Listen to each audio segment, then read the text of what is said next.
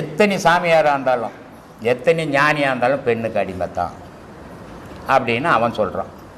அதுக்கு இவர் சொல்கிறாரு, எத்தனை பெண்ணாக இருந்தாலும் எத்தனை மகாராணியாக இருந்தாலும் இரு மனசுடா அப்படின்றார்.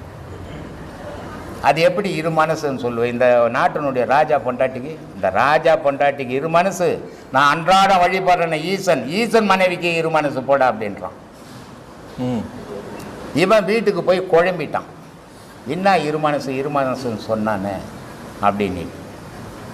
அப்போ ராணி வந்தா, என்ன குழப்பமாகறீங்க அரசு, இது மாதிரி ஒரு சன்னியாசி சொல்லிட்டான் அப்படின்னா அவன் சன்னியாசி அவன் எத்தையாவது சொல்லிட்டு போவான்னு இவனை ராஜாவை ரொம்ப சந்தோஷப்படுத்திட்டாவும். ராஜா மது போதையில் தூங்கிட்டார். ஆனால் ராணிக்கு தூக்கம் வரல. ஏன்னா குழப்பிட்டு போனானே இவன் யாருன்னு பார்க்கணும் அப்படின்ட்டு இவனை சிறைசாலையில்